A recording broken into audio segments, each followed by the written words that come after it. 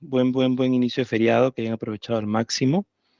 Y TEC, por lo corto del programa, de hecho sí busca cumplir un poco en los plazos para que ustedes también puedan continuar con el resto de programas y el resto de cursos que les puedan interesar.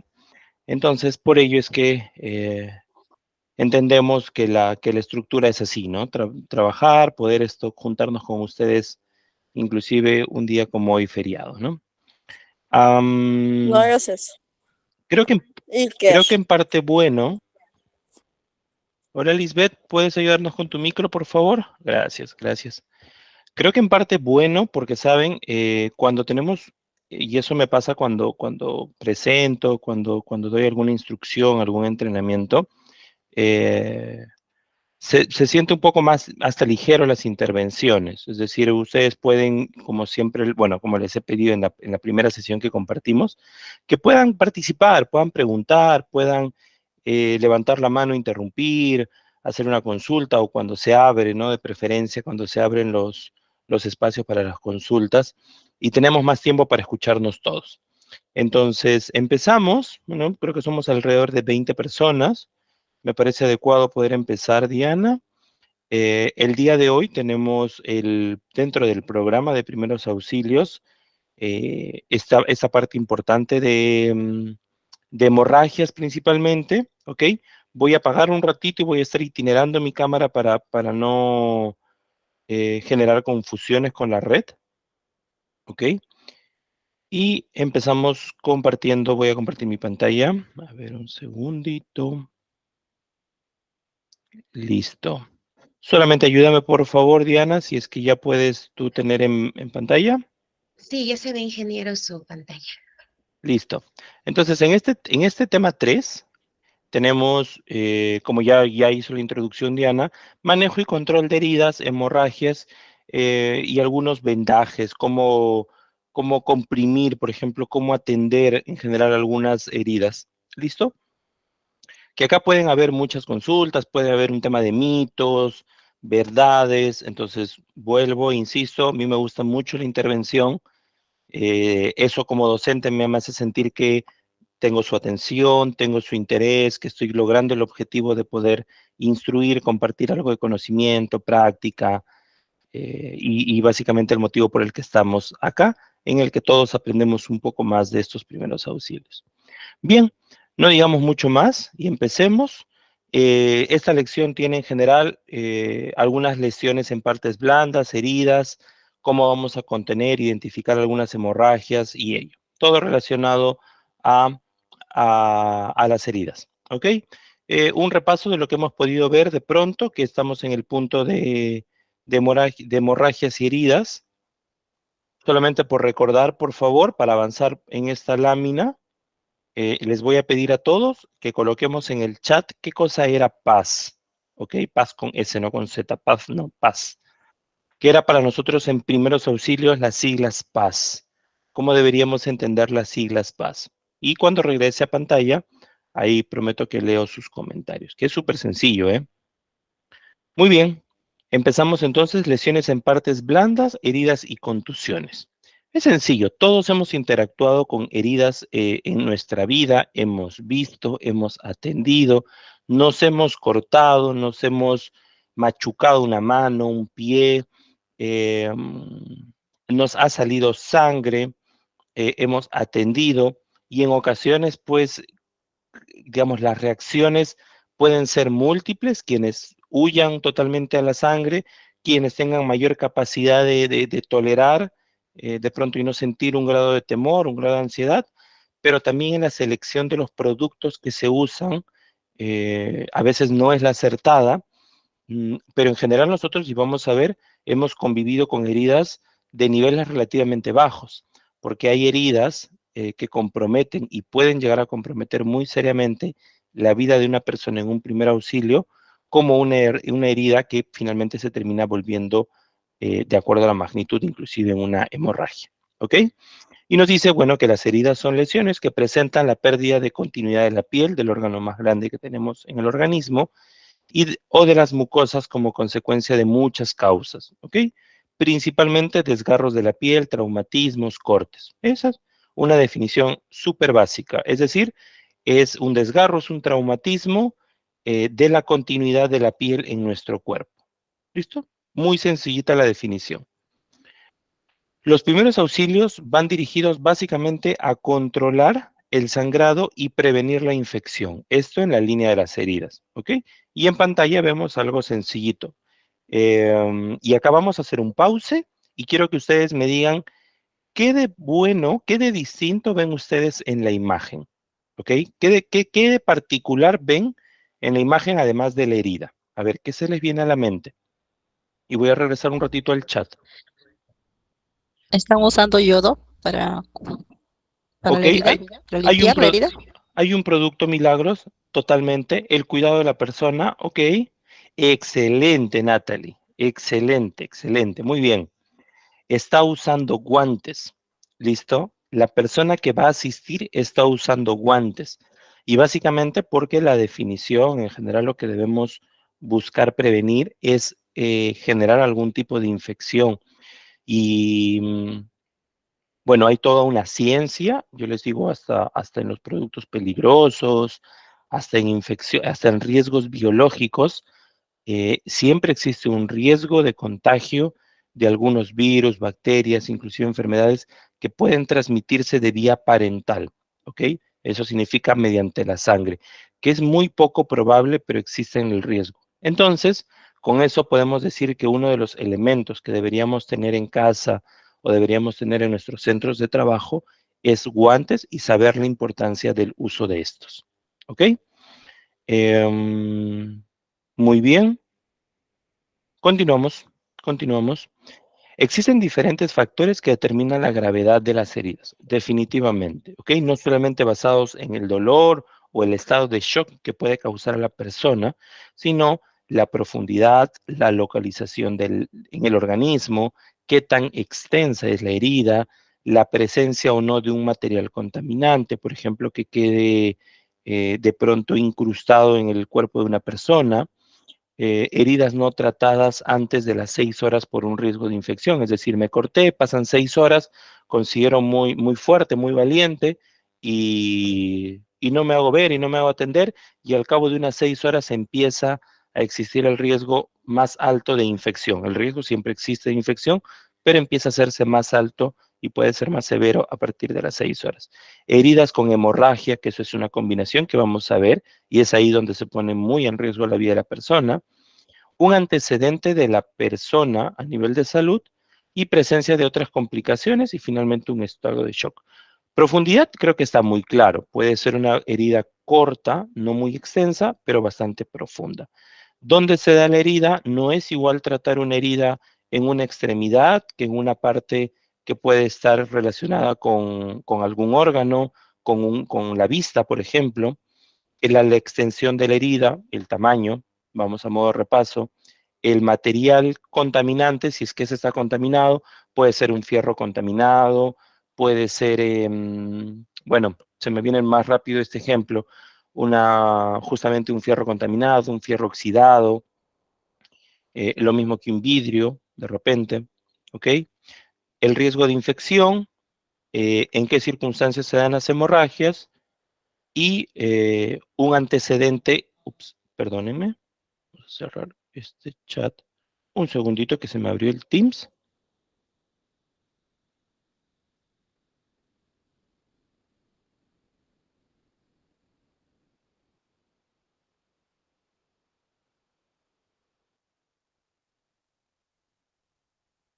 Listo.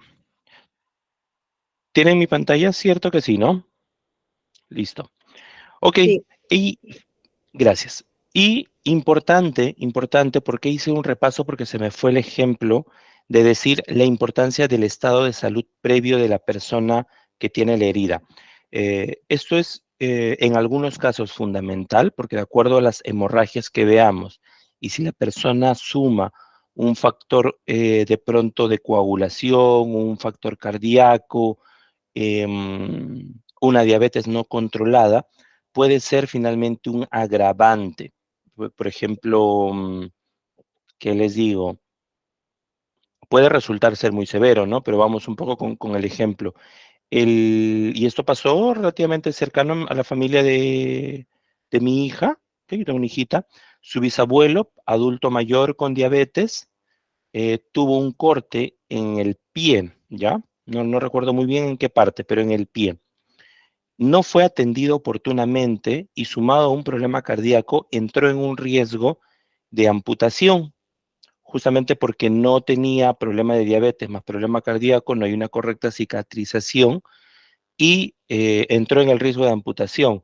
Pero justamente por la diabetes, que es una enfermedad preexistente, donde hemos aprendido mucho en la pandemia, no se podía hacer una intervención tan sencillo y lamentablemente el nivel de infección fue tan grande que fue un factor contribuyente para que el señor en un determinado momento tenga un paro cardíaco y lamentablemente perdió la vida. Entonces, definitivamente conforme nosotros crecemos, vamos de niños a más, nuestro sistema inmunológico puede volverse un poco más lento en atender. Y como les digo, cuando hay un estado de salud preexistente, es importante darle un tratamiento de mayor atención, conocer nuestro entorno, quiénes tienen problemas cardíacos, quiénes tienen hipertensión, quiénes tienen diabetes, sea como digo, en todo contexto, familia, trabajo, ¿ok? Muy bien. Son en general factores que determinan. ¿Qué tipos de heridas tenemos? Bueno, en general todos hemos tenido en algún momento estos tipos de heridas. Por ejemplo, las abrasivas. Las abrasivas son esas lesiones que se dan por una fricción, ¿ok?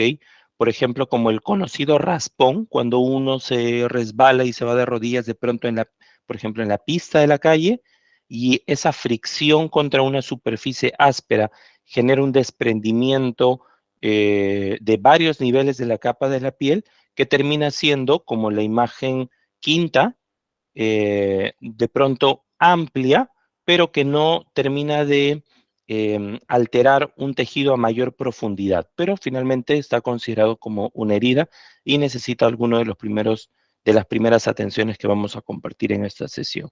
Las cortantes, la conocemos, todos nos hemos en algún momento cortado de repente con una tijera, con un cuchillo mientras hacíamos alguna actividad en cocina. Estas que terminan que tiene de por medio un elemento filoso, cortante, y termina de desprender justamente las capas de la piel, son las heridas cortantes. Las laceraciones son muy similares a las heridas cortantes porque en este caso tiende a ser una apertura no tan fina y no tan delgada como una cortante, sino como que abruptamente hay una pequeña área de la piel que se ve como retirada, ¿ok? Eso tiene la característica de ser una herida lacerante, o que hay un objeto pronto más amplio que interviene, que se incrusta en nuestro organismo, en nuestra piel, y termina generando una laceración.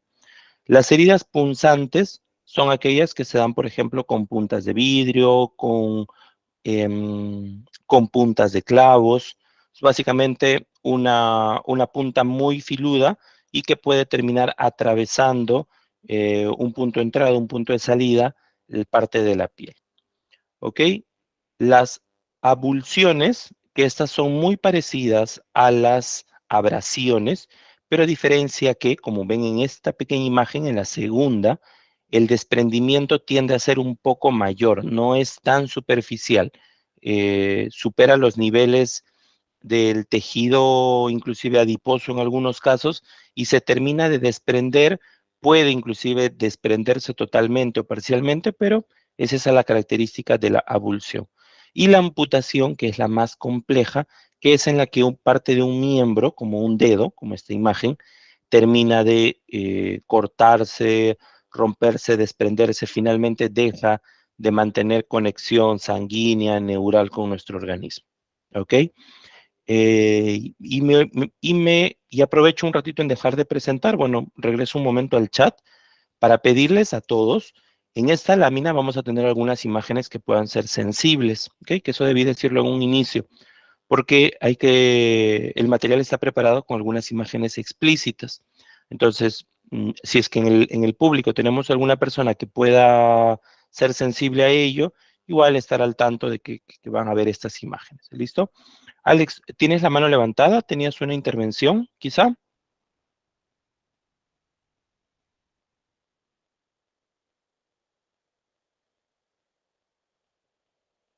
Creo que no. Ok. Aprovecho en ver, listo, me parece genial que todos estamos claros con el proteger, avisar, socorrer, sabemos para qué, hablamos de los guantes, y por acá me pregunta Rosa, ¿cuántas horas como máximo después del suceso se sutura una herida cortante? En realidad, Rosa, no todas las heridas cortantes tienen sutura de por medio, eh, creo que no hay un mínimo, la coagulación, de acuerdo a la edad de la persona, puede empezar de entre los 5, 10, 15 minutos posteriores al traumatismo, a la herida, ¿ok? Eso también depende, hay mucha variación, hay quienes rápidamente coagulamos, hay quienes demoramos un poco más, pero yo creo que una sutura depende necesariamente de la evaluación de un especialista, ¿ok?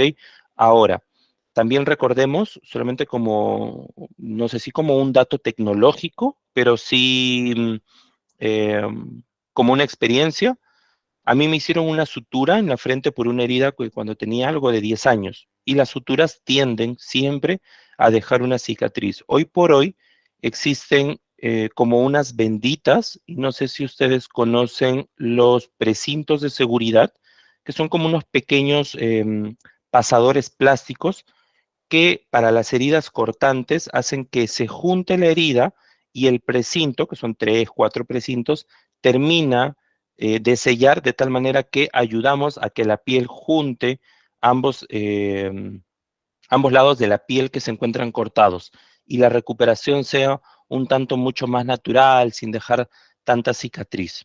¿Ok?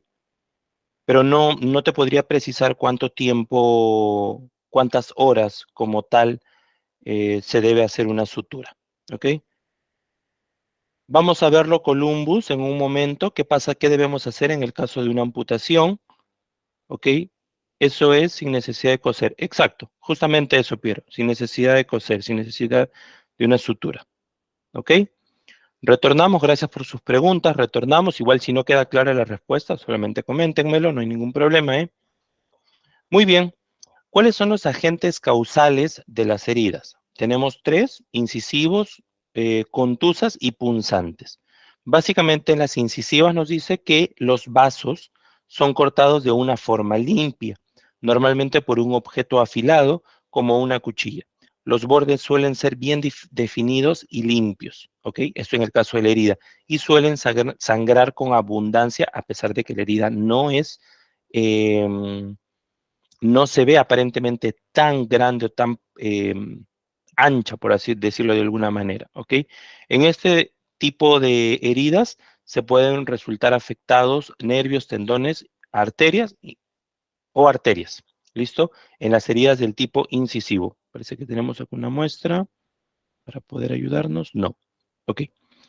Incisivos. Las heridas contusas, dice, estas están producidas por objetos, por impactos, que suelen producir dentro de ellas laceraciones, el tipo de herida que veíamos anteriormente, ¿ok? Normalmente este tipo de herida sangra menos que las incisivas, pero puede resultar afectado más tejido que otras. Eh, para hacerlo más sencillo, las heridas contusas son las heridas que, producto de algún impacto, termina habiendo un desprendimiento, una laceración de parte de la piel y hay sangrado de por medio. ¿Ok? En el caso de una incisiva, puede ser relacionada con las punzantes, puede ser relacionada con las cortantes, ¿ok? Que nos dice que básicamente hay un objeto afilado de por medio, el agente que nos causa esta herida. Y finalmente la punzante, que es el tipo de herida producida por un objeto como tal, punzante, no necesariamente filoso, ¿ok? Hay que distinguir eso un poquito.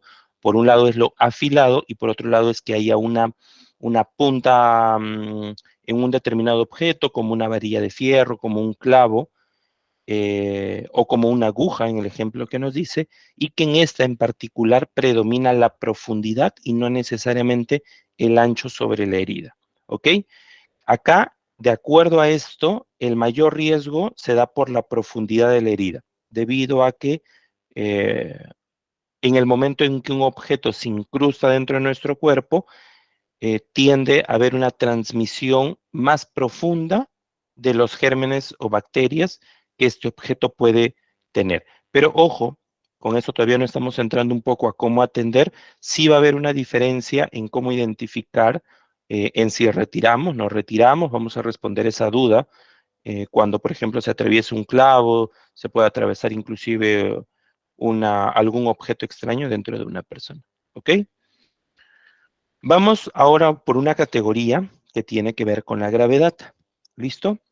La primera categoría, vamos de menos a más, básicamente son las heridas leves. Y nos dice que estas son superficiales y limpias. Y en realidad, los factores, no existen mayor factor de gravedad, son menores. ¿Qué es lo que debemos hacer? ¿Cómo va a ser nuestro modo de actuación en el caso de heridas leves? Lo primero que todo, y eso es algo que siempre debemos repetir cuando nosotros podamos instruir inclusive a otras personas, o que debemos tratar de aplicarlo o tratar de hacerlo cuando seamos brigadistas o cuando podamos ser una persona que necesite asistencia. La calma. Porque cuando una persona no se encuentra calmada, como les dije en la sesión anterior, la adrenalina se dispara, la facilidad de la comunicación se altera. Entonces, es muy importante que para cualquier emergencia, la calma, el estar tranquilo, no lento necesariamente, sino tranquilo, sea siempre uno de los primeros pasos que debamos buscar y transmitir seguridad. ¿Ok? Segundo, tenemos el lavado de manos, que es muy similar al lavado de manos que hemos aprendido durante el tiempo de pandemia. Esta técnica en la que lavamos dedos, lavamos pulgar, lavamos torso, palma, inclusive muñeca, que debería ser, ustedes han visto, que hemos aprendido a lavarnos las manos sumamente rápido con el objetivo de no transmitir algún tipo de infecciones. ¿Ok? En el caso de disponer de guantes, hay que utilizarlo para autoprotegernos. Básicamente, como les dije, de algunos riesgos biológicos, y en la presentación somos directamente claros, por ejemplo, algunas enfermedades como SIDA o hepatitis, porque podemos estar en contacto con una persona a la cual no conocemos y parte de su sangre se encuentre infectada. ¿Ok? Y acá viene de repente a quitar parte de un mito, porque en ocasiones yo he visto, lo ha hecho mi mamá inclusive en algún momento, cuando tenía una herida, lo primero que hacía era correr por el alcohol. Luego iba y corría por el agua oxigenada. Mm, no lo sé. Y en realidad lo básico para las heridas es un jabón, de preferencia neutro y agua, ¿ok? Es tan sencillo como ello.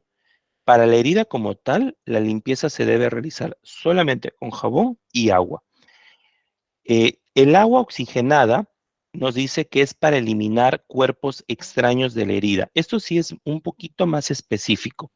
El agua oxigenada básicamente sirve además de lo que nos dice la presentación, para eliminar un cuerpo extraño. Por ejemplo, cuando tenemos, no lo sé, un pedazo de vidrio, en realidad a donde tenemos que apuntar o a donde tenemos que aplicar el agua oxigenada no es directamente hacia la herida expuesta, sino hacia este cuerpo extraño que se encuentra en la herida. Visto de una forma más sencilla, por ejemplo, en una herida leve, el agua oxigenada se usa en el perímetro de la herida, no necesariamente sobre la herida, sino en aquella zona que termina permaneciendo como de color rojito, que es la zona más colindante de la herida, es donde nosotros debemos aplicar agua oxigenada. Ahora, y acá vamos a entrar un poquito más a detalle también en este punto, porque es fácil decir qué usar, pero cómo lo usamos. El agua y jabón es recomendado usarlo con las gasas, ¿de acuerdo? Con las gasas. Y el agua oxigenada, por lo que hacemos una limpieza del objeto o del perímetro, es recomendado usarlo con el algodón.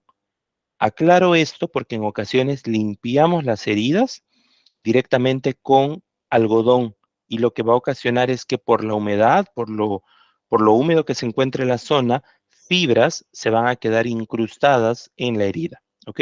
Eso para cualquier tipo de práctica con un botiquín que podamos tener en casa. Entonces, gasas, agua y jabón sobre la herida. Y en el caso de algodón, agua oxigenada para los cuerpos extraños y para el perímetro de la herida que vamos a a desinfectar, que vamos a limpiar. ¿Listo? Del mismo modo, las gasas estériles se vuelven a usar, perdón, se usan nuevas para el secado de las heridas, ¿ok? Y es muy claro, y ven, nunca utilizar el algodón para secar una herida. ¿Listo? La herida la limpiaremos siempre de adentro hacia afuera. Eso es también, ahí hay en ocasiones limpiamos las heridas como que en un sentido de barrido, ¿ok? Es como que de arriba hacia abajo, de un lado hacia el otro, y en realidad la herida debemos tratar de limpiarla de adentro hacia afuera para evitar introducción de gérmenes o contaminar una zona limpiada con una zona que ya se encuentra contaminada dentro inclusive de la misma gasa, ¿ok? Posterior a la limpieza, es recomendado usar povidona yodada, ¿ya? Que es un antiséptico, es para que no genere algún tipo de infección, y luego de ello tapar la herida con alguna gasa estéril de un solo uso y sujetarla con un vendaje o un esparadrapo. Y esparadrapo, bueno, solamente para repasarlo, es esta banda que tiene un grado de, como de pegamento, digamos, ¿ok? Y que va a permitir tener contacto con la piel sin generar algún tipo de irritación. ¿Listo? Eso es lo básico para la limpieza de una herida leve. Voy a volver un ratito al chat por si se generaron algunas dudas. Listo. Ok.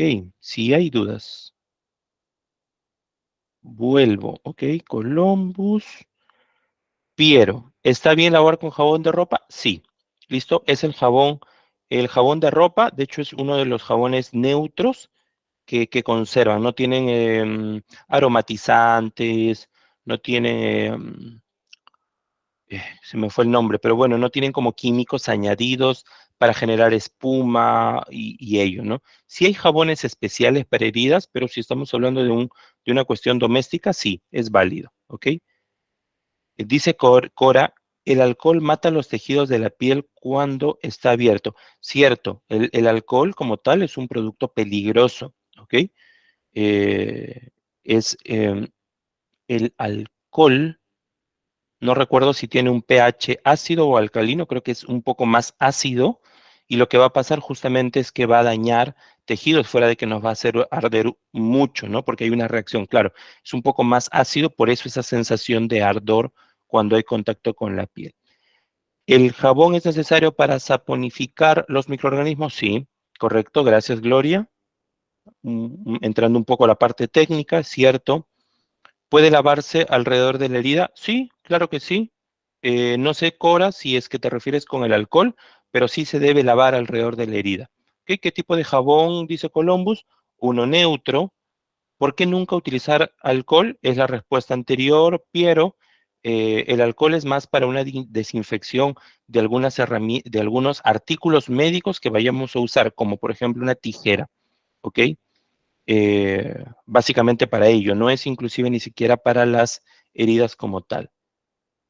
Esparadrapo 50-50 entre la piel. Sí, Gloria, muchas gracias. Esa es Gloria está haciendo comentarios muy contribuyentes. Un 50-50 entre la piel y la gasa. ¿Ok? ¿Puede ser jabón de glicerina? Creería que sí, Rosemary, creería que sí. Es un jabón básicamente básico. ¿Ok? ¿Y el jabón mata virus? Sí, claro que sí, Ange, sí, mata virus. Por eso es que lo hemos usado durante mucho tiempo en pandemia, ¿no? Recordemos eso.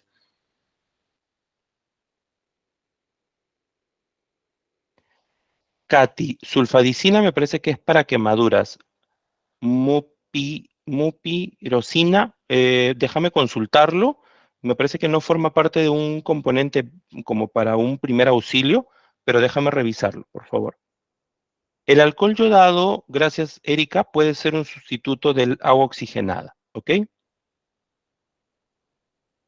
Exacto, Columbus. El alcohol solamente para limpiar algunos instrumentos, superficies, eh, no lo sé, es que son muchas las variedades de heridas, pero en general es para algo totalmente externo a la herida, ¿ok?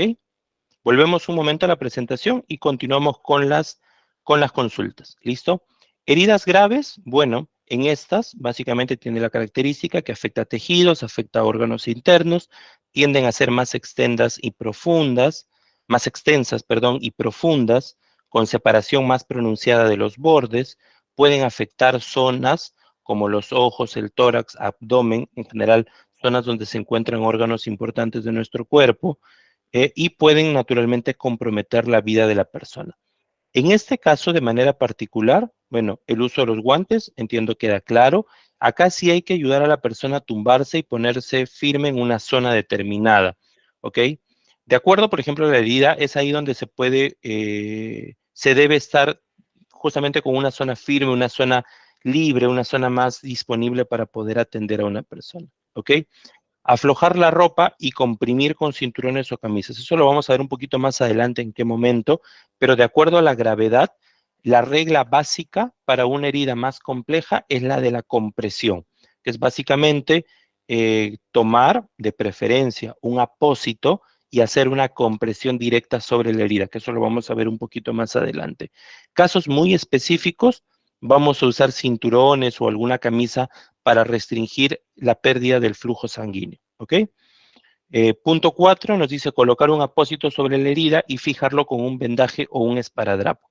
Si la sangre se filtra, esto es muy importante, si la sangre se filtra, es decir, si la cantidad de sangre hace que colapse el apósito, por favor, no vamos a retirar el apósito colapsado. Lo que debemos hacer es colocar otro encima. De hecho, para los botiquines existen medidas distintas que nosotros podemos seleccionar de acuerdo al uso, de acuerdo al tamaño de la herida, utilizamos uno. Y si colapsa, suele haber que hayan apósitos más grandes. Y si no, sencillamente colocamos otro sobre este, ¿de acuerdo? No retirar, porque los procesos de coagulación inician y es como volver a abrir la herida. ¿Listo?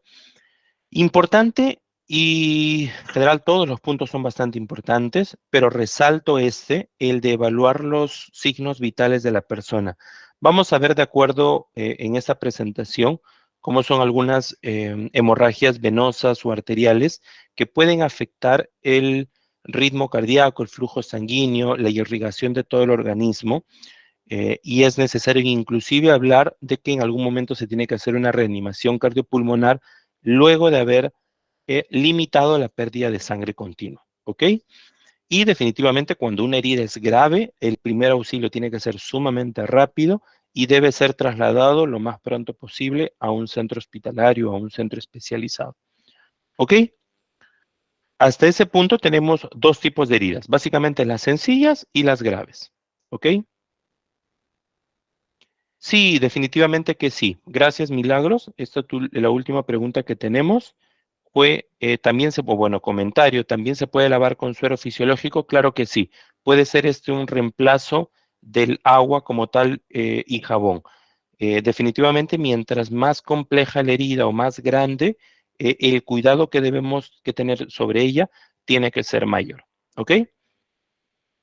Muy bien, vamos a hacer nada más un repaso relativamente rápido.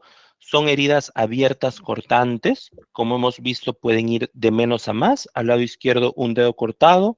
Al lado derecho, un corte mucho más profundo que alcanza niveles más grandes a nivel de profundidad, inclusive más extenso, considerado ambos heridas del tipo cortante.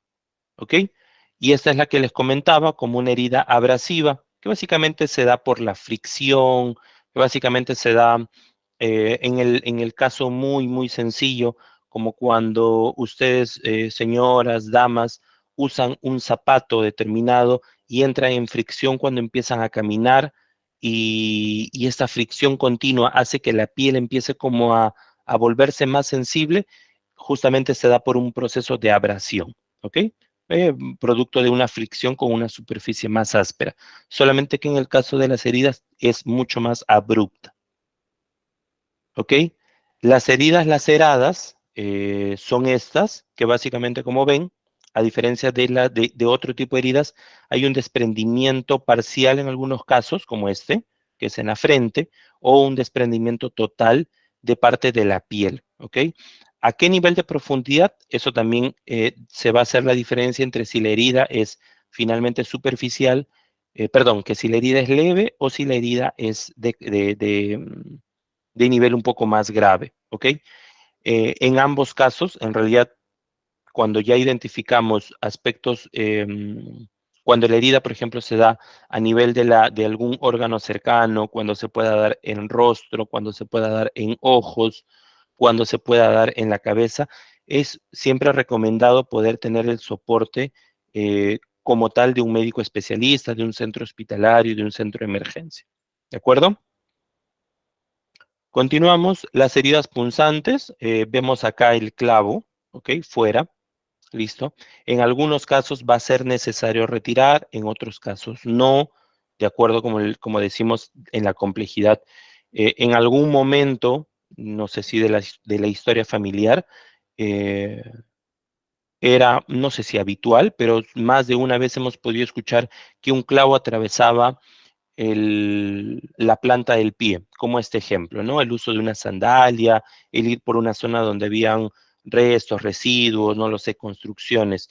Y algo que se hacía usualmente era retirar el clavo y curar las heridas de inmediato.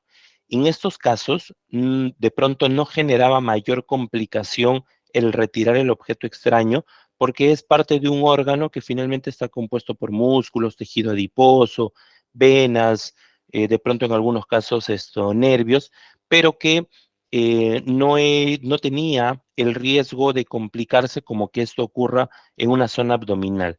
Aún así, es recomendado siempre hacer una revisión médica para poder tener el antecedente si el objeto se encontraba contaminado, de si hay la necesidad de alguna sutura en particular por el ancho o el diámetro del objeto que pueda haber sido incrustado. ¿Ok? La amputación tiende a ser una de las heridas más severas, más graves que puede tener una persona. La amputación tiene por característica que hay el desprendimiento total de una parte de nuestro cuerpo, puede ser a nivel de dedos, miembro superior, miembro inferior, puede ser a nivel de mano. Normalmente, bueno, no normalmente, sino la respuesta que debemos tener en el caso de una amputación tiene que ser en el punto de flexión anterior al lugar de la amputación. Con eso quiero decir que si la persona sufre una amputación, el bloqueo para que la persona no siga sangrando, porque va a haber una compresión directa, pero es muy seguro que el flujo de sangre siga en pérdida, es que se tiene que hacer como una pequeña, el uso de un cinturón, el uso en casos muy urgentes de, de cinturones, como les digo, de torniquetes es la palabra, ¿ok? Cuando hay una pérdida muy pronunciada producto de una amputación, pero eso se tiene que hacer en el miembro superior, es decir, si hay una pérdida de una falange, tiene que ser en la base de los dedos. Si hay una pérdida de más de un dedo, tiene que ser a nivel superior de la muñeca, ¿ok? Si es que la pérdida es a nivel del antebrazo, el torniquete tiene que ser por encima del codo. Pero ¿qué pasa, César, si es que finalmente la amputación es desde todo el brazo? Ok, en esos casos no vamos a, de pronto no lo sé, a obstruir la sangre del cuello, ¿no? Entonces, en ese caso, la evacuación tiene que ser mucho más rápida y básicamente con presión directa, ¿ok? Vamos a ver parte de estas técnicas un poquito más adelante, pero estos gráficos nos sirven para identificar algunos de los tipos de heridas, ¿ok? En el caso de los objetos incrustados o empalados, muy claro, un objeto empalado tiene dos características básicamente, punto de entrada y punto de salida, o solamente punto de entrada y permaneciendo en el cuerpo, ¿ok? Puede pasar con un fierro, puede pasar en alguna agresión por un tema de seguridad, un asalto, que incrusten un cuchillo. Lo que no se debe hacer es retirar este objeto. Por el contrario, lo que se debe enfocar el primer auxilio es en fijar el objeto para evitar que dentro del organismo tenga un movimiento no controlado. Como no conocemos la forma del objeto, si es que es, por ejemplo, un cuchillo de doble filo, si es que es muy puntiagudo o no, o muy largo o muy corto, lo necesario es fijarlo con ayuda de acuerdo a la herida, en general pueden ser apósitos junto con gasas o gasas con apósitos, y un vendaje si es que se permite, y si no, finalmente algún esparadrapo o presión directa para poder trasladar a la persona a un centro de atención especializado. ¿Ok? Volvemos un momento a ver consultas, ¿cómo estamos? ¿Ok? Tenemos dos comentarios, uno de Gloria, dos de Gloria, ¿ok? Para curar toda herida debemos saber el uso de los EPPs, ante todo para que la herida quede estéril, ¿ok?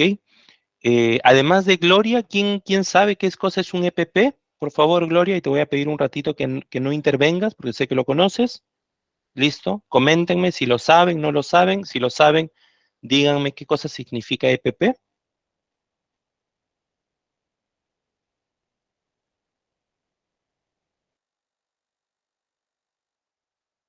Piero dice equipo de protección personal. Ok, Piero, gracias. Ok, Erika. ¿Listo, Dick? No preguntar al chatbot. De acuerdo. Sí, no vale hacer trampa, Ángel. Es correcto. Un EPP es un equipo de protección personal, es decir, son los elementos de bioseguridad que nosotros como brigadistas debemos tener. Principalmente, en el caso de como un brigadista a la línea de primeros auxilios, el más habitual son los guantes, pero el recomendado es guantes y mascarilla, ¿ok? Eh, de hecho, debería ser guantes y respirador, ¿no? Pero el nombre común lo conocemos como mascarilla, ¿ok?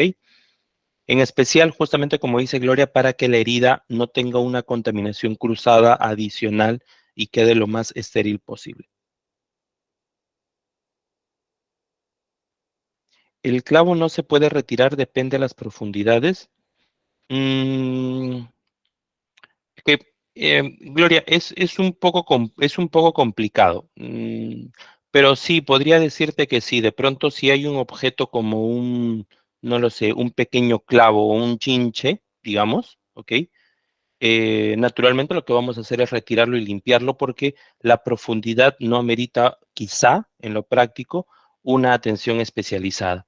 Pero si fuese, por ejemplo, un clavo, no sé, como veíamos en la imagen, un clavo, por ejemplo, de construcción que puede tener 3, 4 pulgadas, 2 pulgadas y media de longitud y hemos visto que ha podido atravesar completamente, este clavo ha podido, de acuerdo a la profundidad, alterar parte del tejido muscular, ha podido alterar parte de algunos nervios, inclusive algunos tendones, o si es que este clavo ha terminado de atravesar, no lo sé, por un lado del talón y sale por otro lado, es decir, entrada y salida, lo mejor es no retirarlo y hacer una asistencia especializada. Recordemos, Gloria, que estamos como en una parte general, ¿ok? Del tema y que básicamente busca una línea de un primer auxilio. Naturalmente, con una atención o con unos equipos mucho más preparados, en ocasiones sí se puede retirar en un lugar especializado, en un lugar donde pueda tener una emergencia o una persona en particular, ¿ok? Es complicado, Piero, decirte la profundidad mínima para retirar, porque de hecho tampoco lo vas a saber en el momento, ¿ok? Es un poco complicado. Colum- Columbus lleva un poco la consulta a la parte de seguridad en el trabajo y me pregunta si es que el supervisor de seguridad, no el supervisor de seguridad Columbus, perdón, si me puedes dar tu nombre, Columbus, te voy a agradecer mucho. El, no necesariamente el supervisor de seguridad tiene que ir con su botiquín, en realidad quien tiene que ir es el brigadista, ¿ok? Si el supervisor de seguridad tiene la competencia, el entrenamiento, pues sí, tendría que ir él con los componentes del botiquín para poder brindar la asistencia, que sería lo más deseado, porque en el trabajo las personas de seguridad y salud son las que pueden estar un poco más entrenadas para atender una emergencia, ¿ok? Y en realidad cualquier emergencia, pero para las emergencias están los planes de emergencia, los planes de contingencia y ahí hay una brigada determinada. ¿Ok? Claro que sí, también, Piero, depende, el objeto incrustado depende un poco de la parte del cuerpo, naturalmente que sí. ¿Ok? Como les dije en un inicio, es distinto tener un objeto incrustado en una zona abdominal, que puede haber de pronto una perforación de alguna parte de un órgano o alguna lesión en esta, o que puede haber en un miembro como parte de la mano, parte del antebrazo, que la complejidad va por otras características, más de movilidad, ¿ok? ¿Cómo se mantiene en buen estado la parte cercana para mejorar un injerto? Ah, ok. Pues mira, es un poco, también los casos de amputación suelen ser muy inusuales, ¿ok? Pero lo recomendado es conservar la parte lacerada a una temperatura baja, ¿ok? Es decir, la parte del miembro que se desprende del cuerpo, ¿listo? Y la parte de la persona, el cómo queda la persona, pues tiene que quedar con el primer auxilio que estamos hablando, ¿no? Un apósito, un vendaje, de acuerdo a cómo sea el miembro, ¿ok? En ocasiones no nos va a dar el tiempo, Jasmina, de poder hacer un ejercicio de limpieza muy profundo, sino por el contrario es controlar la pérdida de sangre. Normalmente una amputación puede traer consigo, si es que es, por ejemplo, compromete algunas venas o arterias, puede poner en riesgo la vida de la persona. Entonces, a veces ese tiempo de limpieza tiene que ser mucho más ágil, mucho más preciso y contener la sangre bajo alguna de las técnicas que vamos a ver en este momento. ¿Ok? Listo. Vamos a pasar un momento por la parte de contusión. La parte de contusiones es muy sencilla. Básicamente la contusión no genera una lesión, no hay pérdida de continuidad de la piel. Son causadas básicamente por impacto, como conocemos, y pueden provocar hemorragias. De hecho, provocan hemorragias, por eso la coloración morada, la coloración verde, ¿ok? Son hemorragias a nivel interno, ¿ok? Por debajo de la piel, ¿listo? Que se manifiestan de forma de un hematoma, ¿listo? Mm, a este punto, lo principal que debemos hacer es aplicar frío local en la zona afectada. Eh, Básicamente podemos aplicar como una primera asistencia, algo de hielo, alguna de estos geles fríos que ahora se comercializan inclusive en farmacias. Y si es que hay la sospecha de una lesión a nivel de trauma, a nivel óseo, lo ideal es hacer el traslado hacia un centro hospitalario. ¿Ok? Normalmente, cuando la lesión es, y eso es, digamos, algo usual, cuando las lesiones del tipo de contusión son en algunos miembros con mucho movimiento, como los pies o las manos, la fragilidad justamente por la densidad ósea, el tamaño del hueso como tal, tiende a ser más frágil. Entonces, la probabilidad de tener una lesión producto, por ejemplo, de una caída a nivel óseo o de un pisotón de pronto en el pie, tiene más probabilidades de tener una lesión ósea y por ende la necesidad de ser trasladado a un centro hospitalario. ¿Ok? Ahora entramos en estos últimos 30 minutos el- a métodos para detener y controlar las hemorragias. ¿Ok? Yo creería que este es el punto más importante de cómo poder hacer, porque ya hemos visto cómo poder tener parte de un primer auxilio, pero ahora nos vamos a centrar en hemorragias, que finalmente puede ser ello lo que termine por complicar el estado de salud de un paciente, de una persona que requiere atención, o inclusive hablar de que puede perder la vida. ¿Ok? Nos dice que las hemorragias, en definición muy sencilla, es la salida de sangre a través de los vasos sanguíneos, ¿ok? Y de estas hay tres tipos, las externas, las internas y las capilares. Y dentro de las externas tenemos las arteriales, las venosas y las capilares, ¿ok? Según el tipo de vaso sanguíneo de parte de nuestro organismo, roto, dañado, por donde salga la sangre se puede clasificar, como les dije, de tres maneras. Las arteriales, que son las hemorragias en las que se secciona una parte de la arteria o totalmente la arteria debido debido a este cuerpo extraño, por ejemplo, ¿ok?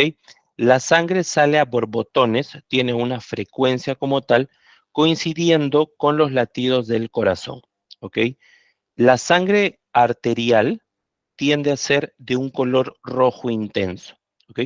Recordemos, para ponernos un poco más para hacer más sencillo esta parte, recordemos que el sistema circulatorio de la persona tiene una parte capilar por donde hay la sangre, hay una parte venosa y tenemos venas en el cuerpo, que es básicamente la línea que existe dentro de nuestro organismo que lleva la sangre al corazón para purificarlo, y las arteriales, que son aquellas que salen del corazón después de un proceso de purificación, digamos, ¿ok? Del proceso cardíaco que corresponde. Y va a haber una diferencia. La sangre arterial, cuando hay un seccionamiento a nivel arterial, va a conservar el color rojo intenso y va a tener un ritmo, por así decirlo, como a borbotones, como el ritmo de los latidos del corazón. ¿Por qué? Básicamente porque cuando la arteria que tiene conexión directa con el corazón se ve seccionada, el corazón sigue latiendo y sigue transmitiendo sangre hacia este punto. Es decir, bajo ese ritmo de frecuencia va a seguir saliendo. ¿Ok? No es continuo, tiene una característica de que no es continuo, sino hay un momento que sale, se detiene y vuelve a salir tal cual el ritmo cardíaco. ¿Listo? En el caso de las venosas, en este punto, la sangre tiene la característica de que sale de manera continua, pero sin fuerza, como si dejáramos ligeramente abierto una grifería, va a salir muy continuo, pero no va a tener una característica distinta o similar al ritmo cardíaco, ¿ok? A diferencia de la sangre, del color de la sangre arterial, esta va a tener un color granate, ¿ok? Básicamente porque, como les comenté, la sangre carece de oxígeno hasta ese momento porque ya hizo el recorrido en todo nuestro organismo y está de retorno hacia el corazón. Y finalmente la capilar, que son las hemorragias en las que la sangre se pierde, pero es de a nivel de poca cantidad, que es básicamente algunos vasos sanguíneos por los cuales se va distribuyendo la sangre en todo nuestro organismo, ¿ok? La sangre puede salir por muchos puntos, pero sin una presión. Y esto de manera particular se puede ver, por ejemplo, en una herida de abrasión, donde se van a dar cuenta que sale la sangre como puntos por gotitas, ¿ok? Ahí hay mucho daño capilar, ¿ok? Pero la cantidad de sangre que se pierde no es relativamente representante, no representa una gran cantidad de sangre que se pierde, ¿ok? Y este es un ejemplo un poco gráfico de cómo son esos tres tipos de hemorragias.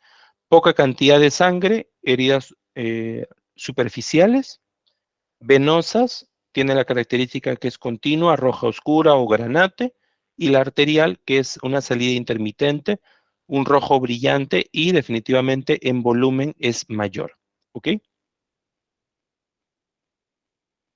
Hasta ese punto, ¿cómo vamos? A ver, un ratito me voy a... Ok, no tenemos consultas, estamos bien entonces. Según el lugar al que llega la sangre, la hemorragia también se puede clasificar externas, internas o exteriorizadas, ¿ok? Las externas nos dice que es la sangre que sale a través de una herida con dirección al exterior total del organismo de la persona. ¿Listo? Las hemorragias internas son las que se producen dentro de nuestro organismo, ¿ok? La sangre no sale al exterior, sino se queda totalmente en el interior de nuestro cuerpo. Debido a su característica, son las más graves porque no se puede visualizar cuánta sangre se pierde. ¿Listo? Y las exteriorizadas son las hemorragias que se producen en el organismo, pero la sangre sale a través de un orificio natural, por ejemplo, oreja o nariz. ¿Listo? Como el ejemplo que decía Diana un momento, un golpe en el rostro, una hemorragia exteriorizada, sale de adentro hacia afuera por un conducto natural. ¿Listo? Una hemorragia externa, como muestra la imagen central, y una imagen, la imagen izquierda, que busca representar un poco el cómo es una hemorragia interna, que es básicamente el daño del tejido, pero el sangrado es interior, totalmente interior. ¿Ok? ¿Cómo debemos actuar? Vamos a posicionarnos un poco en el ejemplo de cómo actuar con hemorragias externas. ¿Ok? Recordemos hemorragias externas. ¿Listo? Nos mantenemos en la posición de que hay necesidad de tranquilizar a la persona, sentarla o estirarla de acuerdo a dónde sea la lesión. En todo momento controlar los signos vitales y controlar y parar la hemorragia realizando una compresión directa o una compresión arterial en caso no cese a la primera maniobra. ¿Ok? ¿Qué cosa es la compresión directa? La compresión directa es el primer paso, antes de hablar de presión, es pensar en el sentido de elevación. Elevación, entendamos, colegas, es el que parte de un miembro se levante por encima del nivel de la persona o en un sentido opuesto hacia donde puede salir la sangre. ¿De acuerdo? ¿Cómo así, César? Es decir, si yo tengo una lesión a nivel del brazo, como esta imagen, la idea y el objetivo de hacer un sentido de elevación es ir por encima del nivel del corazón. ¿Ok? Si es que yo estoy parado, pues levantaré el brazo. Si es que yo estoy echado, estiraré el brazo. Si es que es en el caso de un pie y no lo puedo levantar, la idea sería conservar a la persona echada y levantar la pierna para tener un nivel de presión diferente. Eso tiene que ver un poquito con la física en la salud.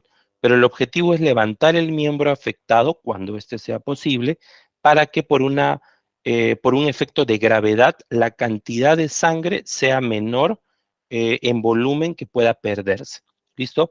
El segundo control es de la mano, la presión directa, que es decir, directamente la presión sobre la herida, sobre la hemorragia que en ese momento estamos tratando de contener. En el ejemplo se ve directamente con la mano, pero recordemos que para esto se debe utilizar los apósitos, ¿de acuerdo? Los apósitos tienen la característica para todos que dentro es una pieza de algodón cubierta por piezas de gasa estéril, totalmente estéril, ¿ok? Vamos con un tip que recuerdo de un entrenamiento de primeros auxilios, porque no todos tenemos un apósito en casa. De pronto, inclusive puede haber personas que no conozcamos cómo es un apósito. Un apósito muy común son las toallas higiénicas, que las damas, esto por una cuestión de salud usan, de salud e higiene usan, este elemento que sí definitivamente lo tenemos en casa, es mucho más común, mucho más sencillo de encontrar, tiene la característica de ser un apósito, tiene el principio de ser un apósito, contener una cantidad de líquido y a la par encontrarse estéril, ¿de acuerdo?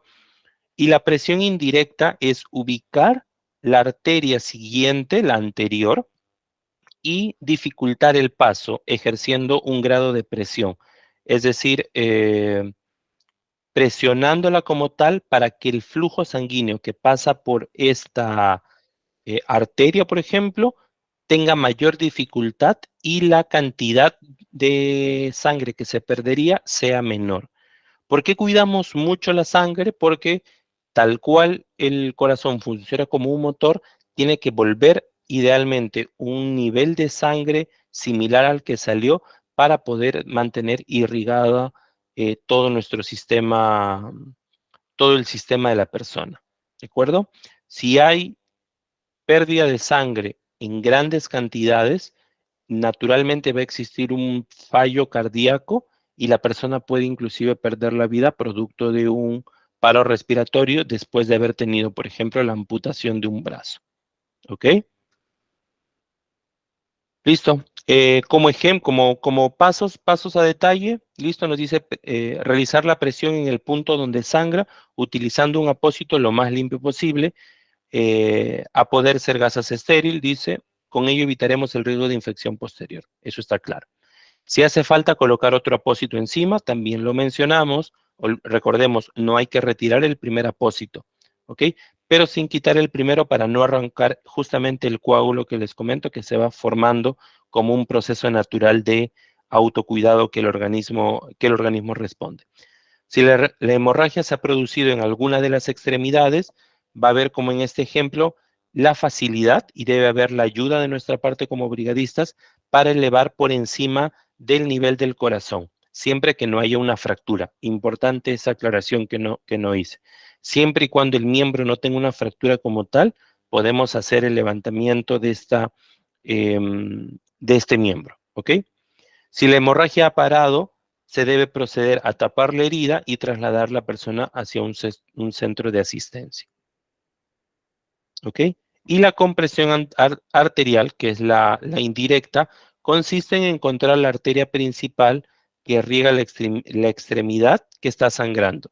Por ejemplo, la arteria humeral en los brazos o la arteria femoral en el caso de las piernas. Son básicamente dos arterias muy robustas que transportan una importante cantidad de sangre a los miembros, ¿ok? Y la presión, como ven, es directa. En el caso del brazo, como si estuviéramos cogiendo, ¿ok? Como tratar de tomar la posición vean la posición de los dedos. Y en el caso de la pierna, ejerciendo una presión muy similar a la posición que habíamos hablado en el RCP. Tratar de ejercer en una poca área la mayor cantidad de presión. Es decir, con la base de la palma de la mano, por ejemplo. ¿Listo? Con el objetivo de detener la hemorragia. Hablemos un poquito de los torniquetes. Antes de entrar, regreso un momento a sala. Tengo algunos chats de ustedes. Ok, a ver, ¿dónde nos quedamos? El supervisor, gracias. Ok, pregunta Columbus, si el trabajador se amputa la mano, se hace el torniquete comprimo la herida con un polo trapo, está bien hecho. Vamos a repasar torniquete en este momento, polo trapo, ¿ok? Estaría bien, dice Piero, levantar la pierna también y realizar la presión en la misma herida. Sí, sí, claro, esa es justamente la idea, Piero. O sea, si es que no hay una fractura, como nos dijo como nos dice este entrenamiento, en realidad sí podemos levantar la pierna si es que la persona está echada, de hecho, porque si está de pie, vamos a dificultar la estabilidad de la persona. Para el caso de las piernas hay que intentar que esté echada sobre una camilla, sobre un lugar, hasta esperar un primer auxilio especializado, una respuesta especializada, pero sí levantar la pierna y presionar la herida en la que nos queramos centrar para atender. ¿Ok? Y ahora vemos esto de la amputación Columbus, ¿de acuerdo? Muy bien. Los torniquetes básicamente son un método efectivo, pero también cuestionado y muy sensible, ¿ok? Es muy sencillo, es súper sencillo hacer un torniquete. Eh, si estuviéramos en una clase práctica, inclusive les diría, hagamos el torniquete y vean cómo al cabo de un tiempo, la parte, digamos, externa, o sea, posterior al punto del torniquete, empieza a sentir cierto calambre, empezamos a perder sensibilidad justamente por falta de irrigación sanguínea. No lo vamos a hacer en este momento, pero sí es muy sencillo de hacer, es muy rápido de hacer, pero tiene que usarse con los controles adecuados, con la técnica correcta y solamente en casos específicos. No porque la amputación o la hemorragia finalmente se dé, es que nosotros vamos a usar un torniquete. No es, se da amputación, tengo que usar torniquete. No es ese el lenguaje de traducción, ¿de acuerdo? Busco contener el sangrado con las técnicas anteriormente vistas. Si sobre ello yo no puedo contener el sangrado, opto por usar el torniquete, ¿de acuerdo? Básicamente el torniquete es la interrupción a la circulación hacia el miembro afectado. ¿Listo? Y como les dije, solamente debe usarse cuando los otros métodos, como vendajes de presión, hayan fracasado o se prevé que no va a funcionar. Por ejemplo, cuando hay una amputación total del miembro, eh, y necesariamente vamos a ver que no se va a contener y necesitamos ayuda, una persona busca ejercer presión directa y otra persona se centra en la asistencia para el torniquete. Y nos dice esta pequeña lámina, dice que si el sangrado no se detiene después de 15 minutos de aplicar presión directa, aplicar presión con fuerza en uno de los siguientes puntos ubicados entre la herida y el corazón. Como vimos, son estas arterias que mencionamos, ¿ok? Utilizar el torniquete solamente como última medida en caso de que el sangrado no cese y ponga en peligro la vida, ¿ok? En la lámina, no tenemos cómo se hace el torniquete, pero se los voy a explicar porque es relativamente bastante sencillo. ¿Listo? Me voy a ayudar un momento de la cámara para esto.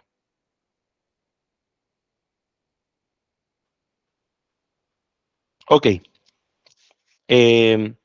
Supongamos que yo tengo una amputación de brazo, ¿correcto? Lo que yo les decía en un momento es que si la amputación es en la zona de las manos, el torniquete o el bloqueo tiene que ser en la zona anterior, es decir, en el antebrazo. Si la amputación es en una zona de antebrazo, el torniquete tiene que ir en la zona superior, en la parte superior de la flexión, ¿de acuerdo? Convenientemente, ¿listo? Salvo sea muy delante, muy detrás, pero es un poco, ese es el principio. ¿Listo? Si yo tengo la amputación y necesito hacer el torniquete en este punto del cuerpo, lo que yo voy a hacer es cruzar un tipo de tejido, ¿ok? Puede ser algo que me permita a mí hacer un nudo. Por ejemplo, yo no recomendaría usar una manguera porque puede ser dificultoso.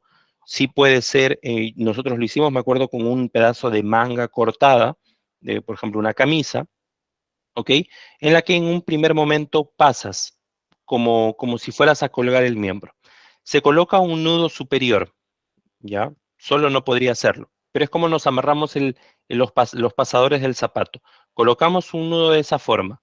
Colocamos un objeto que tenga la facilidad, como por ejemplo una varilla de madera, un pedazo de madera, un pedazo de tubo de plástico, lo que podamos tener, una férula de madera, cualquier objeto que me permita, no sé si vieron en la imagen, que me permita tener la facilidad de generar un giro. Voy a volver a compartir para que se ubiquen con esta parte. Esta maderita que ven, esa es la que nosotros tenemos que seleccionar, que puede ser como tal una madera, puede ser un tubo, puede ser algo lo suficientemente largo para poder ejercer una rotación, para poder girar.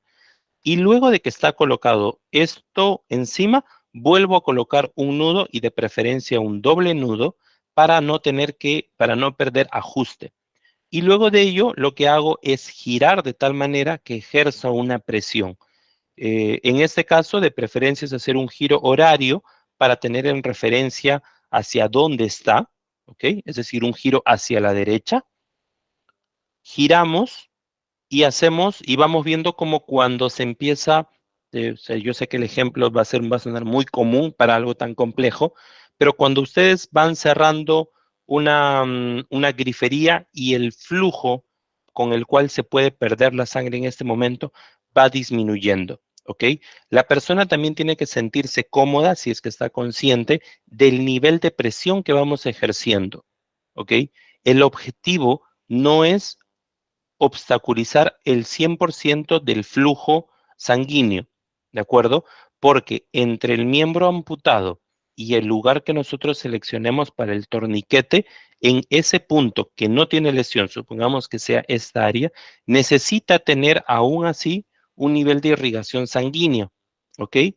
Luego de un determinado momento, complejidad, buscamos y controlamos el tiempo. Es decir, ok, son las 7:21 y apliqué el torniquete. ¿Listo? Después de que apliqué el torniquete, controlo 7, 10 minutos y vuelvo a soltar. Vuelvo a ajustar, suelto un poco para que haya irrigación, para que haya un flujo de sangre hacia ese punto y vuelvo a, nuevamente, como les digo, ajustar. En todo este ejercicio de ajustar y desajustar, porque la idea, vuelvo y digo, si mantienen muy ajustado y no se suelta con cierta regularidad, lo que vamos a ocasionar es que el resto del miembro carezca de una oxigenación que la sangre transmite, el oxígeno que la sangre transmite, y el miembro puede entrar en un riesgo de necrosarse, perder la vida, digamos de una manera sencilla, esa parte del miembro afectada, el que no está afectado. ¿de acuerdo? Entonces, ese es muy sencillo el ejercicio de cómo se hace un torniquete, ¿ok? Escuché que había un comentario. Sí, sí, Columbus, no es lo ideal un pasador porque puede ser que acá influye un poco la presión y el área, ¿ok? Em, ¿Por qué no recomendamos pasadores, particularmente yo, o como a mí me instruyeron? Porque los pasadores en un momento dado, cuando tú ejerzas tanta presión, lo que va a hacer es que empiece a cortar la zona afectada. Y la idea no es que se corte la zona donde tú colocas el pasador. Puede ser una correa, por ejemplo, ¿ok? Puede ser un cinturón, ¿ok? Puede ser, como les digo, parte de un polo, porque este tipo de objeto no va a cortar el miembro o la parte donde vamos a empezar a hacer el torniquete, ¿ok? Particularmente no recomiendo usar un pasador, salvo sea, bueno, pero tendríamos que entrar en detalles. En general diría que no un pasador, ¿ok?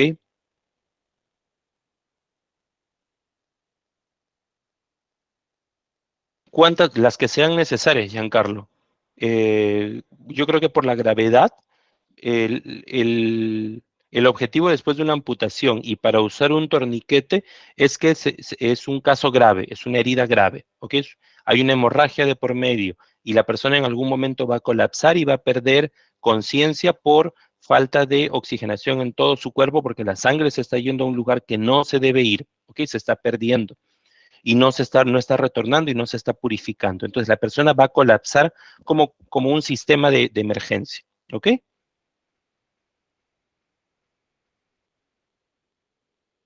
Muy bien. Esto lo van a tener un poco lo van a tener en sus láminas como herramienta de consulta para poder identificar los puntos en los que se deben presionar cuando las hemorragias son como complementarias, ¿ok? Esto es un punto son puntos de presión ante hemorragias en distintos lugares que podamos tener en el cuerpo, ¿no? Si la hemorragia es en la zona del pie, si la hemorragia es en la zona del muslo, si es en la muñeca, si es en el cuello, si es una herida en la cara por debajo del ojo, eh, ¿qué más les puedo decir? Acá en el brazo, en el antebrazo, en general, ¿ok? Para poder identificar dónde ejercer la presión necesaria. La presión directa, que es un poco lo que habíamos conversado, visto desde otra manera. ¿Cómo se realiza? Recordemos que eso se tiene que usar con un trozo eh, de tela esterilizada o con la mano en consecuencia para contener el flujo de sangre. Esas son otras imágenes de cómo hacer el uso de un apósito, ¿ok? Primero la presión directa, luego aplique un apósito más si es que es necesario. Sosteniendo el apósito, vamos a un vendaje compresivo, ¿ok? Y como punto de cierre, vamos a hablar sobre las hemorragias internas. Recordemos la mina atrás, que nos decía que era una de las hemorragias más complejas porque no podemos identificar qué cantidad de sangre pierde por segundo la persona afectada, ¿ok? Y por ello es necesario controlar los signos vitales. En caso que la víctima no respire, practicar la maniobra del RCP. Tranquilizamos a las personas en todo momento porque es necesario, como les dije, mientras más alterados, el ritmo del corazón se incrementa y eso hace que haya una mayor rapidez en el flujo de sangre y si hay mayor rapidez y hay una pérdida de sangre, la cantidad de sangre que se va a perder va a ser mayor. ¿Listo? Colocar estirada a la persona con las piernas elevadas cuando no se sospeche de ningún trauma a nivel de cráneo. ¿Listo? Aflojar la ropa para mejorar la circulación sanguínea y puede lo más útil. Por ejemplo, cinturones de pantalón, broches o botones de camisas, lo mismo que en muñecas, pasadores muy apretados. ¿Listo? Evitar que la persona pierda calor corporal, es decir, hay que proteger a la persona y trasladar urgentemente a un centro hospitalario. ¿Cómo identificamos que se trata de una hemorragia interna? Los síntomas son eh, bastante rápidos, ¿ok? Dolor interno no explicado, es decir, me duele el abdomen mucho, pero no tengo una herida como tal. Naturalmente hay una relación del traumatismo hacia esta lesión, ¿ok? Es decir, me he tenido que caer sobre algo o he tenido que caer muy abruptamente sobre una parte de mi cuerpo en específica y se relaciona con ello, un atropello, por ejemplo, ¿ok? La transmisión de energía es muy grande en un atropello, entonces hay un causal. Y lo segundo es que la parte afectada va a empezar a pintarse de un color distinto al de una hematoma como tal. ¿Listo? Y va a ver que rápidamente este empieza a alcanzar una mayor coloración. Tiende a ser color rojo justamente por la pérdida de la sangre. ¿De acuerdo? Eh, Son las dos formas en las que vamos a identificar rápidamente una hemorragia interna. ¿De acuerdo? ¿Mucho que hacer en ello? No. ¿Y por qué la importancia de conservar el calor corporal? Básicamente porque así como la sangre transmite una oxigenación a todo el organismo, esta va acompañado de una regulación de temperatura, ¿ok? Y si la persona empieza a enfriar o a perder temperatura, el corazón lo que va a ocasionar es que va a incrementar su ritmo cardíaco, ¿de acuerdo? Por ello la necesidad de tenerla también protegida en el caso de estar en intemperie, que la persona no pierda calor corporal. ¿De acuerdo? Muy bien, queridos colegas, un tanto casi preciso. Veamos si es que tenemos alguna consulta adicional. Es el momento de todas las consultas. Ok, Giancarlo nos decía gracias. ¿Y cuál es la diferencia entre colocar un apósito dentro de la herida cuando es profunda y derrama mucha sangre y no sobre la herida? En realidad, Natalie, no hay una mayor diferencia. Lo importante es hacer una presión directa. No, tampoco no, si es que se entendió así, no es que queramos abrir una herida para colocar el apósito, sino es que si la herida tiene una forma así, el apósito que normalmente va a tener y debería tener un área más grande que la herida, entra como presión directa, como si fuese un tapón, ¿de acuerdo? Perdón, como que no que fuese un tapón, sino que obstruye un área superior a la zona afectada. ¿De acuerdo? Listo, Natalie. Y si tapamos la herida, ¿qué ocurre? ¿Cómo que si tapamos la herida? No entiendo tu pregunta, Wilson. Creo que habías abierto el micro. Si gustas, no hay problema, puedes abrirlo e intervenir. Sí, lo que quiero decir, si tapamos la herida, que está abierta, está sangrando, ¿qué ocurre, ¿Qué es lo que puede ocurrir, no? Internamente. En realidad, no ocurriría nada distinto, pero solamente que sería como se va a contener la emergencia, sí, pero se va a dificultar la atención de la persona en un centro especializado, ¿ok? Porque en ese caso tendríamos que hablar de retirar un apósito que con la coagulación y la gasa va a empezar a tener más área de contacto y se va a adherir más rápidamente a la piel, ¿ok? Pero básicamente ello. Claro, eso es lo que yo quiero entender, ¿no? Es como si una culebra te picara, ¿no? En el tobillo. Si te pica en el tobillo, tú lo puedes, del tobillo unos 5 centímetros lo puedes amarrar. Si tú lo amarras, cierta hora, una hora, 2 horas hasta que llegues al centro de emergencias, los doctores van a redactar esa pierna, esa canilla no vale. ¿Qué hacen? Lo van a inmutar, ¿no? Y lo que yo tengo entendido que dicen que tienen que sostener en serio unos 10 minutos, de ahí ciertamente más arriba, así, apretar hasta que lleguemos al centro de emergencia, ¿no? De salud. Eso es lo que yo quiero entender, ¿no? En cambio, también de la herida, cuando está abierta, si lo tapamos, ¿qué ocurre? Eso yo que es mi base. Ok, en el caso de picaduras, eso es una línea un tanto distinta, ¿ok? El riesgo de amputación se da por una infección que tiene justamente por un veneno, ¿ok? Eh, Creo que lo pusiste como un poco de ejemplo, pero en el caso de tapar la herida, en realidad lo que hacemos es que la presión directa favorezca a que no haya una pérdida del flujo y de la cantidad de sangre en nuestro organismo. Básicamente es por ello la necesidad de hacer la presión, que ya no salga más de nuestra sangre hacia el exterior.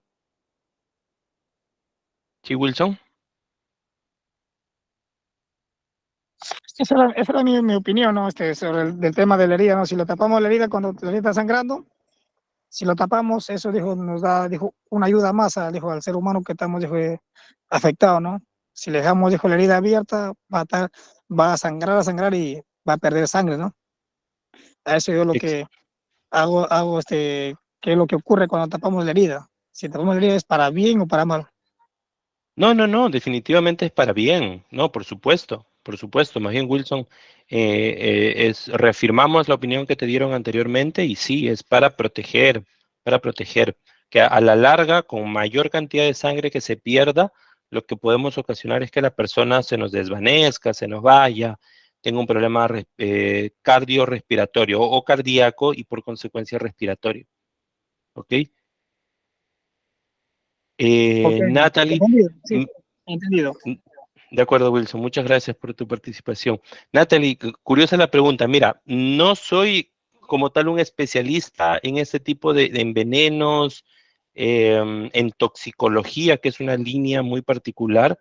Hasta donde tengo entendido, no me considero un instructor de esta línea de emergencias, pero entiendo que sí, hasta cierto punto con control sí, pero recordemos que una de las cosas que busca el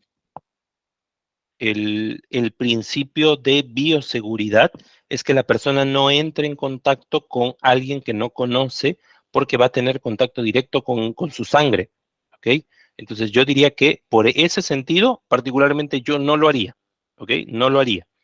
Ahora, sí hay métodos y normalmente esto tiene que relacionarse con un poco el lugar donde se da la emergencia. Yo les cuento solamente una anécdota chiquitita.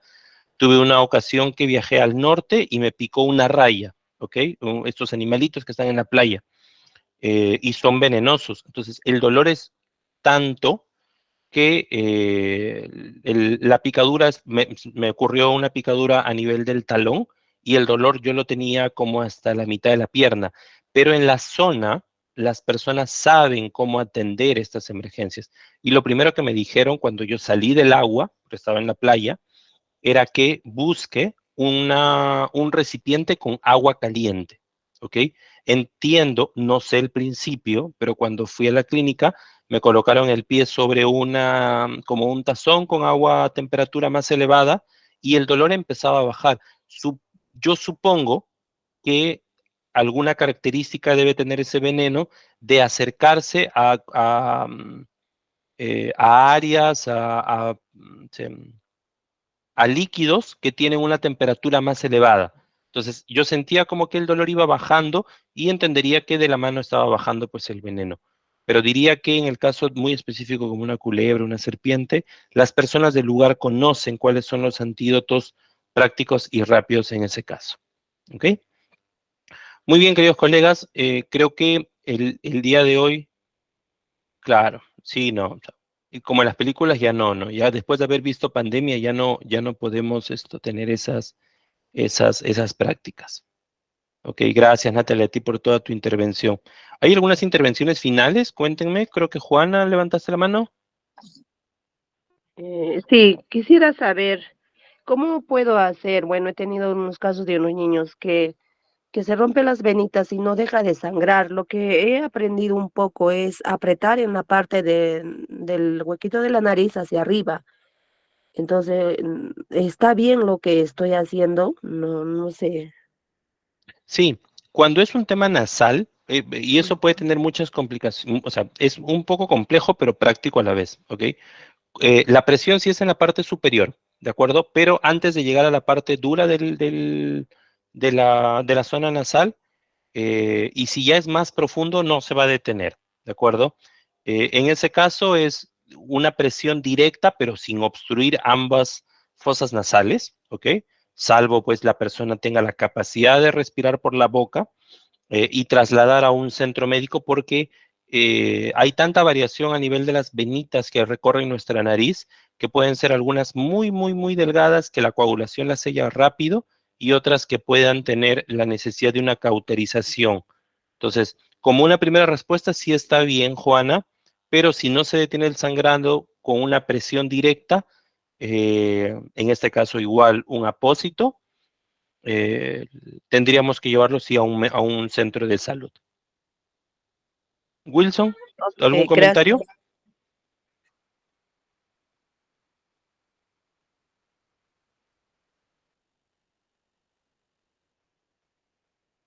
Ok, ¿Aló?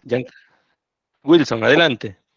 No, sí, lo que sobre el tema de las picadoras, ¿no? Yo como le comenté, el tema de quiero saber si, asegurarme bien si por si una culebra te pica en el tobillo, si usted la amarra así y le saluda está por si a 1 hora, hora y media, si la amarramos así hasta 1 hora y media, ¿qué es lo que puede pasar con el pie? ¿Lo pueden inmutar o no?